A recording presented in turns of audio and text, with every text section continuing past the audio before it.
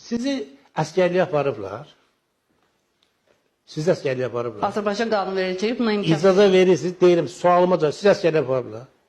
Fikirləşirsiniz ki, mən qanun qasıda bərabər, kişilər aparırlar, niyə qadınlar aparmırlar? Axı, qanun qasıda bərabər. Mən niyə gedib cəbhədə ölməliyim, sən yox. Sən də insansan, mən də insanam. Qanun qasıda bərabərik. Niyə bizi aparırlar, sizi aparmırlar? Bu suala cavab verirsiniz. Azərbaycan qadınları bu suala cavab verir ki, niyə bu kişiləri aparırlar müharibəyə, ölümə? Qadınlar, məsələn, İsraildə qadınları aparırlar əskərliyə. Norveçdə aparırlar, Amerikada aparırlar, İngiltərədə aparırlar, Almaniyada aparırlar. Müraciət edin, Azərbaycan qadınları da getsin əskəriyə.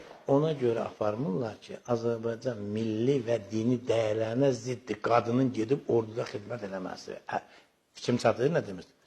Bu milli və dini dəyərlərə görə siz kişilərlə qeyri-bərabər səviyyə düşdüyünüzə görə sizin borcunuzdur ki, milli və dini dəyərlərə əməl edəsiniz. Çünki sizi əskərlikdən qoruyan bu dəyərlərdir. Bu dəyərləri pozulsa, sən də mənim kimi getməlisən, tank sürməlisən, gedib tikintidə daş daşımalısan, getməlisən, orduda ölməlisən, səngərdə sürünməlisən. İndi nədir? Gəlir bura. Azərbaycan qadınların bir qismi elə başa düşür ki, elə bir dəqiqə üzr istəyirəm, bu qadın azadlığı gedib otellərin qabağında durub ərəblərə xidmət eləmək deyil, masajxanada xidmət edib, Dubayda gedib həbsxanada yatmaq deyil, Türkiyədə gedib xalqa biabır eləməkdən deyil. Qadın azadlığını bir baxın görün də konstitusiyada və beynəlxalq qanun azadlığı, qadın azadlığı deməkdir. Qadın da kişi kimi səs hüququ var, qadının da kişi kimi seçilmə hüququ var, qadının da kişi kimi sağlamlıq hüququ var, təhsil hüququ var.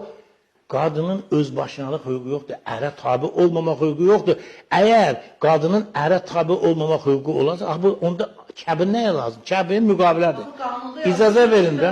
Ki, qadın bərabərdir ailədə. Elə bir şey yoxdur ki, tabi olmalıdır. Bak dedim də, əgər bərabər isə niyə əskərliyə getmirsən? Bərabər niyə getmirsən? Orada deyil, bir dəqiqə. Orada deyirsən ki, vətən qarşısında borcu yerinə... Sualı verirsiniz, cavabı gözləyin. Yox, mən ritorik sual verirəm. Orada vətən qarşısında borcu yerinə yetirməyə görə qeyri-bərabərsən, sənə üstünlük verilir. Bu üstünlük, bir dəqiqə, orada mən qanunla söhbətdən gedirəm. Bir qadın könüllü gedib nəsə eləyə bilər, bir kişi də könüllü qaça bilər əskərlikdən.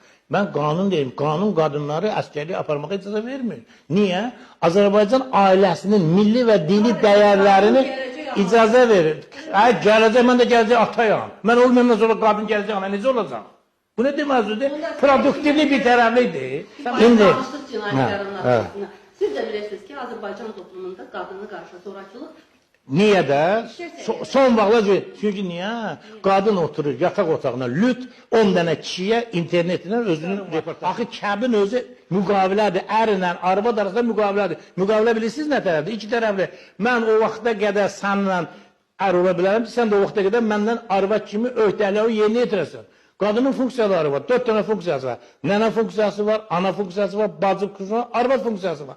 Bu funksiyalardan doğan hüquqları və öhdəlikləri var. Sən bu öhdəlikləri yerinə yetirə bilməzsən, onda bu hüquqlardan istifadə edə bilməzsən. Hüquq elə yalnız test edək, qadın hüququ. Bəs qadın öhdəlikləri? Siz niyə qadın öhdəliklərdən danışmırsınız?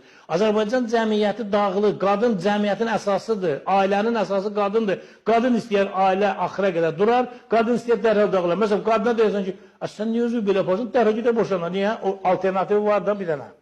Bunun üçün fərqi və başqa qadınlar kimi azad yaşamaq. Bu Azərbaycan cəmiyyətini dağıda bilər. Yəni siz boşanmaların əleyhinəsiniz? Mən yox, anam bacım, əgər biz müsəlmanıqsa, təbii ki müsəlmanıq. İslam dini əxlaqsızlıq istisna olmaqla qadının boşanmasını zina hesab edir. İsa Peyğəmbər İncildə deyir ki, bir qadını boşamaq zinadır, həmin boşanmış qadınla evlənən insanda zina edir. Çünki boşanmaq, qadın əgər bilir ki, boşanan kimi 50 dənə müştərisi var, başqa ərə gedəcək. O bir yerdə dayanması gündə birini dəyişir. Ona görə İsa Peyğəmbər deyir ki, boşanmış qadını almağın özü zinadır. Qadını boşanmaq deyirsən. 2000 il əvvəllik. Nə olub 2000 əvvəl Arximet qanununa sən əməl eləyirsən, deyirsən ki, Arximet qanunu orta məclisdə keçirsən, bu da əxlaqdır da. Əxlaqla elmin fərqi nədir ki, əxlaq bir dəqiqə, icazə ver də, sən mənə sor. Əxlaq, təbiət qanunun sosial qanun kimi təzahürü deməkdir.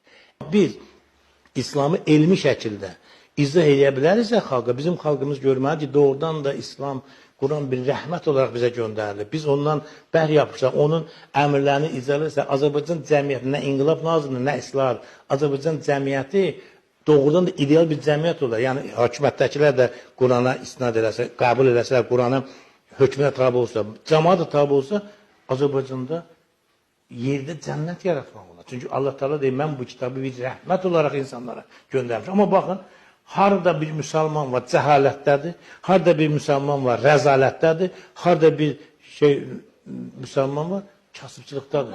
Sərdar bəy, bax elə özünüz gəldiniz, məntiq olaraq çıxdınızsa. İslamı qəbul eləməmişsiniz. O həqiqi İslam deyil, onu demək istəyirəm. Bugün mövcud olan dünyada İslam, həqiqi İslam deyil, bunu demək istəyirəm. Bundan da sözü kəsək. Mən Quranı oxumuşam, bir də dönüb praktikaya baxıram. Praktika. Necə oldu ki, bu qədər İslam dövləti Quranı düzgün qəbul edə bilmir? Quran-ı Kərimdə Allah Teala deyir, çox təəssüf ki, iblisin dediyi düz çıxdı. İnsanların çox az bir hissəsi bu Qurana iman gətirir.